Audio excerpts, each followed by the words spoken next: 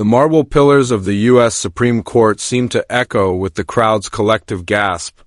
Associate Justice Samuel Alito, widely recognized for his firm conservative philosophy and sharp courtroom style, had just mocked Congresswoman Jasmine Crockett's legal argument in front of the nation. "Congresswoman," he said, his tone dripping with sarcasm, "perhaps they teach constitutional law differently in Texas, but that's not how the First Amendment has ever been read by this court." Laughter rippled through the chamber. Several law clerks exchanged uneasy glances, and even a few of Alito's fellow justices appeared surprised by his dismissive tone, standing tall at the podium. Congresswoman Jasmine Crockett, representing the plaintiffs in a major voting rights case, paused only for a moment. Though the remark was clearly meant to undermine her expertise, she remained calm and composed. "Justice Alito," she began, her voice firm but respectful, "if I may, I'd like to direct the court's attention to our supplemental brief. Appendix C, page 14, what followed would silence the courtroom. The documents she revealed didn't just counter the justice's criticism, they transformed the constitutional foundation of the entire case. Before we break down what these powerful documents revealed and how they completely changed the court's perspective, make sure to subscribe and turn on notifications for more in-depth coverage of major Supreme Court moments. The mainstream media often overlooks moments that show how justice truly unfolds at the highest level. The court had taken up Martinez v. State Elections Commission, a landmark case challenging new laws on voter registration drives. The question was whether nonprofit groups could be forced to register with the state, submit their internal operation plans, and have every volunteer undergo government-approved training before helping citizens register to vote. The outcome would have national consequences. 17 states had already enacted similar restrictions, claiming they protected against fraud and registration errors. Civil rights groups, however, argued that these laws made it nearly impossible for local organizations, especially those serving minority voters, to continue their vital work. Justice Alito, appointed in 2006 by President George W. Bush, had long been known for his strict textualist approach to the Constitution. He consistently emphasized historical interpretation, state sovereignty, and minimal federal interference in election laws. Before joining the Supreme Court, Alito served as a U.S. attorney and later on the Third Circuit Court of Appeals, earning a reputation for incisive, sometimes skeptical questioning during oral arguments. So, what's your take on voter registration rules essential for election integrity or unfair barriers to participation? Share your thoughts below. Congresswoman Jasmine Crockett brought a very different legal tradition to the case. Before serving Texas's 30th district in Congress, she had built an impressive career as a civil rights attorney specializing in voting rights cases. Her legal strategy blended textual analysis, historical insight, and real-world impact, especially on marginalized communities. The Supreme Court's decision to let her personally argue the case, despite her congressional role, drew national attention. Such permissions are rare and signal the case's enormous importance. Lower courts had split sharply on the issue. One circuit struck down the laws as unconstitutional restrictions on free speech and association, while another upheld nearly identical rules as reasonable regulations under state authority. The resulting circuit conflict forced the Supreme Court to step in, with most analysts predicting a conservative ruling upholding the state's power. Oral arguments began predictably conservative justices emphasizing security and state control, liberals highlighting the burden on civic organizations. But when Crockett began her argument, the tone of the courtroom shifted instantly. Instead of relying solely on First Amendment arguments, she traced the historical roots of voter registration drives as core political association rights, protected not just by the First Amendment but also by the 14th. She presented compelling evidence that these regulations would unfairly hurt minority-led organizations. These laws don't just set procedures, Crockett explained. They give state officials power to decide who gets to help citizens register and who doesn't, an authority that historically has been used to suppress minority voices. Her reasoning drew the attention of Justice Elena Kagan, who leaned forward and asked, "Congresswoman Crockett, are you suggesting these laws should face strict scrutiny because they touch both associational and voting rights?" Crockett replied calmly, "Yes, Justice Kagan. The historical record clearly shows that community-based voter registration drives have long been essential in breaking down barriers to political participation, especially for marginalized and minority communities. Yet the state's new regulations directly targeted these efforts, imposing burdens that did not apply to other forms of political organizing. It was at this point that Justice Samuel Alito leaned forward, signaling his intent to intervene. What followed would become the extraordinary exchange that transformed the entire Supreme Court hearing.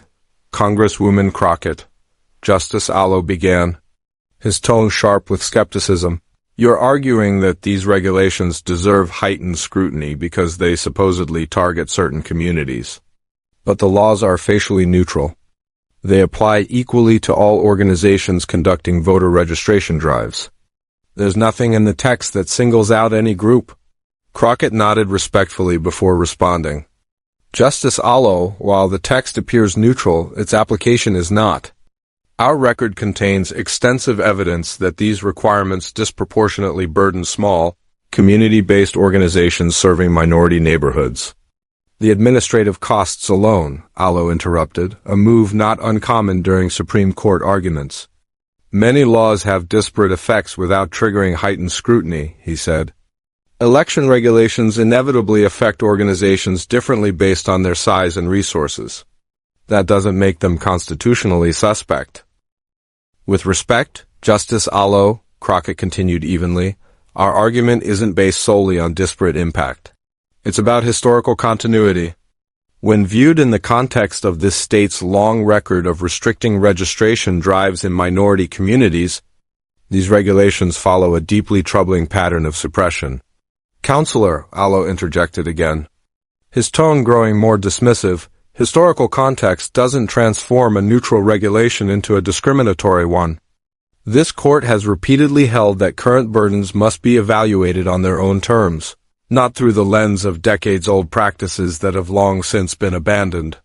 The tension was now unmistakable. Several justices shifted in their seats, sensing that the exchange had grown unusually pointed. Crockett, however, maintained her composure. "Justice Alito," she replied calmly, "we're not relying on outdated history. Our evidence includes recent legislative records with sponsors explicitly discussing how these requirements would limit organizations working in specific communities. Those statements don't prove discriminatory intent," Alito countered. "Legislators routinely discuss how laws might impact different constituencies. That's part of the democratic process." Crockett took a brief pause, then redirected. "Justice Alito, our position aligns with this court's decision in Meyer v. Grant, which recognized that petition circulation constitutes core political speech deserving the highest First Amendment protection. Voter registration efforts, too, are acts of political association and advocacy." That was when Justice Alito delivered the remark that would define the moment and ignite national headlines. "Congresswoman," he said, his voice carrying a trace of condescension, "perhaps they teach constitutional law differently in Texas. But that's not how the First Amendment has ever been interpreted by this court. Meyer dealt with direct political advocacy, not administrative registration. States retain broad authority to regulate the latter under Article 1. Scattered laughter broke out in the chamber. A few clerks exchanged uneasy glances. Even some of Alito's fellow justices seemed surprised by the dismissive tone and the implicit questioning of Crockett's legal expertise. Standing tall at the podium, Congresswoman Jasmine Crockett paused, unflinching. Her expression remained steady despite the attempt to undermine her credentials. "With respect, Justice Alito," she said, her voice firm but composed, "I'd like to direct the court's attention to our supplemental brief Appendix C, page 14. A quiet rustling of papers swept through the courtroom as the justices located the document. Allow's expression remained skeptical as he turned the page. This appendix, Crockett explained, contains internal communications from the State Elections Commission, produced during discovery. The highlighted email is from the Commission's legal director to the bill's sponsors, 3 weeks before the legislation was introduced. As the justices read, the room seemed to shift. Justice Sonia Sotomayor looked up sharply. Justice Brett Kavanaugh furrowed his brow as he flipped to the next page. Chief Justice Roberts studied the document with measured focus. The email read, "The registration, training, and operational plan requirements will effectively prevent most community organizations from conducting registration drives. This will be particularly effective in reducing registrations in targeted urban and minority-heavy districts where such drives have historically generated thousands of new voters unlikely to support our preferred candidates." The courtroom fell silent. Even Justice Allow's expression had changed from dismissive to intensely focused as he continued reading. The next page contained the Commission's internal analysis, confirming that nearly 85% of the organizations unable to meet these new voter registration requirements primarily serve minority communities, Crockett explained. Turning to the next document, she continued, page 16 provides a district-by-district breakdown showing the steepest declines projected exactly where minority populations are highest. Justice Elena Kagan leaned forward. Congresswoman Crockett, was this evidence presented to the lower courts? Only partially, Your Honor, Crockett replied. The most revealing communications were uncovered after the appellate decision. Our ongoing discovery revealed that these internal analyses had been deliberately withheld during the original proceedings. We filed a motion to supplement the record, and it was granted because of the new evidence's importance. Justice Allow had regained his composure but now seemed more careful. Counselor, he began, even assuming your representations are accurate, these communications reflect the opinions of Commission staff, not necessarily the legislature that enacted the statute. Crockett was ready for this. Justice Allow, she said confidently, if you turn to page 18, you'll see text messages between the Commission's director and the bill's sponsor. The sponsor's reply reads, "This is exactly what we need." The beauty is that nothing in the text explicitly mentions these communities, so it should survive legal challenge while achieving the desired outcome. Justice Amy Coney Barrett, who had remained silent up to that point, joined the questioning. Congresswoman, this evidence certainly raises concerns about intent by certain officials. But how do you respond to the state's argument that, regardless of improper motives, these regulations still serve legitimate interests in election administration? That question opened the door for Crockett to strengthen her broader constitutional argument. Justice Barrett, she replied, this is exactly where the First Amendment becomes critical. When a law burdens core political rights like association and expression, it must be narrowly tailored to serve a compelling state interest. The state's stated goal, administrative efficiency, can easily be achieved through far less restrictive measures. She continued, her tone steady and persuasive. Moreover, these internal communications show that efficiency was never the real motive. The evidence demonstrates that officials intentionally designed these requirements to suppress voter registration in specific communities. That makes this not just a matter of bad policy, it's a constitutional violation, where administrative rules become tools for viewpoint discrimination, something the First Amendment explicitly forbids. Justice Allow, now fully engaged, posed a new question that signaled a remarkable change in tone. Counselor, he said, if we assume your evidence accurately reflects legislative motivation, how would you have this court craft a remedy that corrects the constitutional violation while still allowing states to regulate voter registration? This question focused on remedy, not resistance, marked a turning point. Allow was no longer dismissing Crockett's expertise. He was actively engaging with her constitutional framework. Crockett answered with precision. Justice Allow, the court could apply the Anderson-Burdick standard.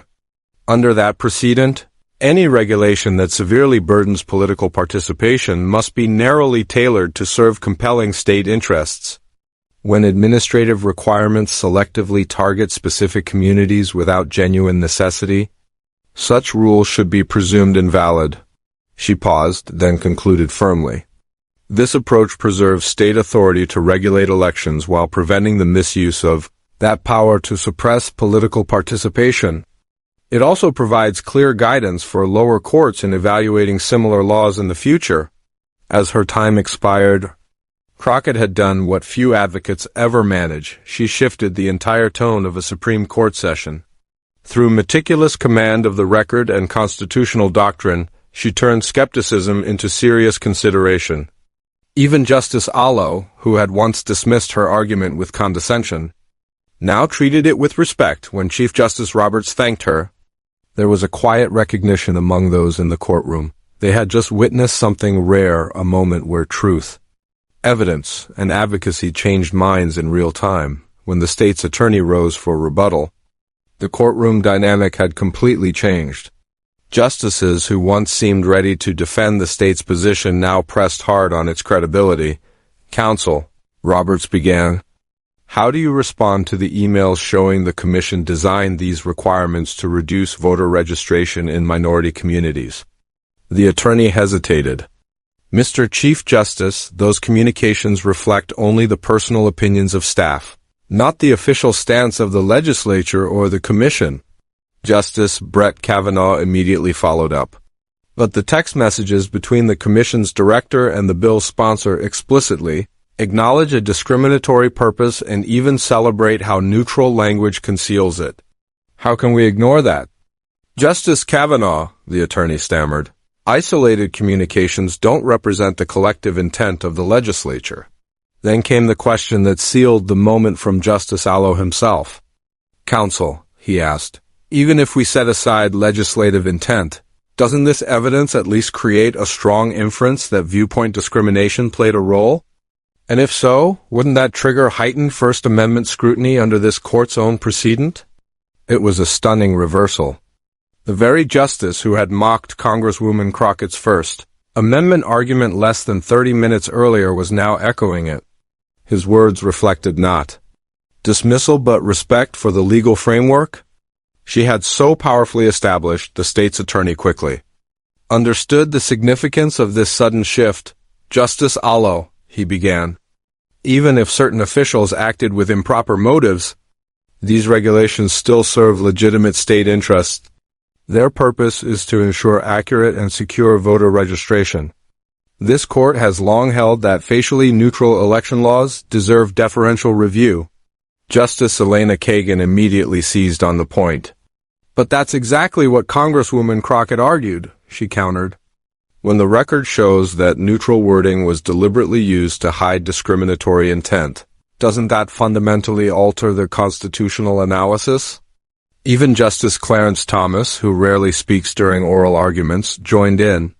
"Counsel," he asked, "how do you reconcile the Commission's internal projections, showing these rules would reduce registration by over 80% in predominantly minority districts with your claim that the burdens are incidental?" As the questioning continued, the courtroom atmosphere changed entirely. The documents Crockett had presented reshaped the justices' understanding of the case.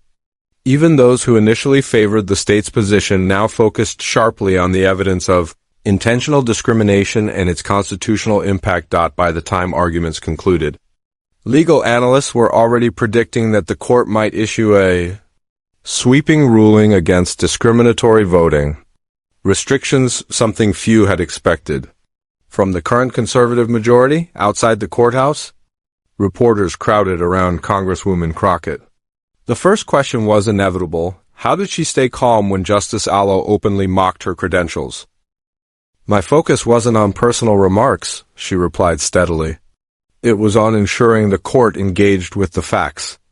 The documents speak for themselves. They turned an abstract debate over state power into a concrete case of intentional discrimination, precisely what our Constitution forbids." When asked about Justice Alito's apparent shift during the hearing, Crockett was poised and professional. Once the evidence was on the table, Justice Alito asked thoughtful, substantive questions, she said. That's how the judicial process is supposed to work. Arguments should be tested by evidence, not assumptions. Legal scholars quickly recognized the day's significance. Harvard law professor Noah Feldman told CNN, "What we saw today was extraordinary." A justice dismissed an advocate's legal theory, then adopted it once confronted with undeniable evidence. It proves that facts can reshape constitutional interpretation. At Georgetown University, Professor Paul Smith echoed that sentiment on social media. Congresswoman Crockett didn't rely on abstract doctrine. She directed the court to specific proof that changed the entire framing of the case. By that evening, the hearing was being hailed nationwide as a turning point. What had seemed likely to be a narrow affirmation of state authority now appeared poised to become a landmark voting rights decision. Legal blogs predicted that the court would rule that evidence of discriminatory intent triggers strict scrutiny. Even for facially neutral regulations, the exact argument Crockett had made, one prominent constitutional scholar summarized it perfectly. Justice Allo may have mocked Jasmine Crockett's legal training, but her mastery of the facts and the Constitution ultimately changed how the entire court saw the case. It's proof that evidence and precision still matter in the pursuit of justice. 3 months later, the Supreme Court issued its ruling in Martinez v. State Elections Commission. In a stunning 7-2 decision written by Chief Justice John Roberts, the court struck down the voter registration rules as violations of the First and 14th Amendments. Even more surprising, Justice Allo joined the majority rather than writing or signing a dissent. The majority opinion cited extensively from the very evidence Crockett had introduced, establishing a powerful new framework for evaluating voting. Restrictions with discriminatory intent. When plaintiffs present credible evidence that facially neutral voting regulations were designed to suppress identifiable groups, Roberts wrote, courts must apply strict scrutiny regardless of administrative justifications. States have broad authority to manage elections, but that power cannot be used as a pretext for discrimination or political suppression. The opinion directly referenced the emails and text messages Crockett had revealed. The record contains disturbing proof that officials deliberately structured these requirements to reduce voter registration in specific communities based on perceived political preferences. Such motives are incompatible with the state's duty to uphold neutral and inclusive election processes. The court also established a new burden-shifting standard when plaintiffs present substantial evidence of discriminatory intent. The burden shifts to the state to prove that the regulation would have been enacted regardless of that intent, and that it is narrowly tailored to serve a compelling state interest. This new precedent, far more protective of voting rights than observers expected, had immediate nationwide implications. Within weeks, 16 other states with similar voter registration laws suspended enforcement, announcing reviews or revisions to comply with the ruling. Legal experts across the country hailed the decision. Yale law professor Heather Gerken called it a defining moment for American democracy, adding, "This ruling provides a practical tool to challenge laws that appear neutral but are rooted in discriminatory intent. It establishes that motivation matters, a principle that will resonate across all areas of constitutional law." For civil rights organizations, the decision became a legal breakthrough. The NAACP Legal Defense Fund quickly announced plans to challenge several election laws under the new framework. Focusing on statutes where documentary evidence revealed discriminatory motives hidden behind neutral language, the victory was not just legal, it was symbolic. Congresswoman Jasmine Crockett had faced skepticism and ridicule at the nation's highest court. Yet her preparation, composure, and command of the record reshaped constitutional doctrine and reaffirmed the power of truth in the pursuit of justice. State legislators across the country quickly responded to the Supreme Court's landmark ruling. In states with pending election legislation, lawmakers revised their proposals to ensure compliance with the new constitutional framework. Legislative council offices issued detailed guidance warning that any internal communications revealing discriminatory intent could now invalidate otherwise lawful regulations. The message was clear: election measures must be justified by genuine administrative needs, not political or demographic targeting. The decision's ripple effects reached academia as well. Law schools swiftly integrated Martinez v. State Elections Commission into constitutional law courses. Using the oral exchange between Justice Allo and Congresswoman Jasmine Crockett as a case study in how compelling evidence can reshape judicial interpretation, new seminars on evidence development in voting rights litigation emerged, underscoring how factual discovery can determine constitutional outcomes for Congresswoman Crockett. The rulings served as powerful validation of her legal strategy and advocacy. In national interviews, she downplayed personal triumph and emphasized the broader democratic principle affirmed by the court. This decision reinforces that our democracy cannot be manipulated through laws designed to silence specific communities, she explained. When evidence shows discriminatory intent, courts must look beyond neutral language to uncover the true purpose and impact of voting restrictions. When asked about her now famous exchange with Justice Allo, Crockett remained composed and substantive. The focus was never on tone, it was on the evidence, she said. The record revealed the real motivation behind these laws, and the court correctly placed that evidence at the center of its analysis. In a later address to the American Law Institute, Justice Allo himself appeared to reflect on that transformation. Without naming the case directly, he spoke on the importance of judicial openness. Judges must remain willing to have initial impressions changed by evidence and argument. That flexibility is not weakness, it is the essence of sound judicial reasoning. Many observers viewed this as a quiet acknowledgement of how Crockett's factual presentation had shifted his own understanding during oral arguments. The Martinez ruling soon reshaped voting rights litigation nationwide. Lower courts adopted the new framework, giving unprecedented weight to proof of actual discriminatory intent rather than accepting facial neutrality at face value. Within a year, multiple restrictive voting measures were struck down, and a Brennan Center for Justice study estimated that litigation under the Martinez standard had restored voting access to nearly 1.8 million Americans. In classrooms, law professors replayed the oral argument to illustrate effective advocacy.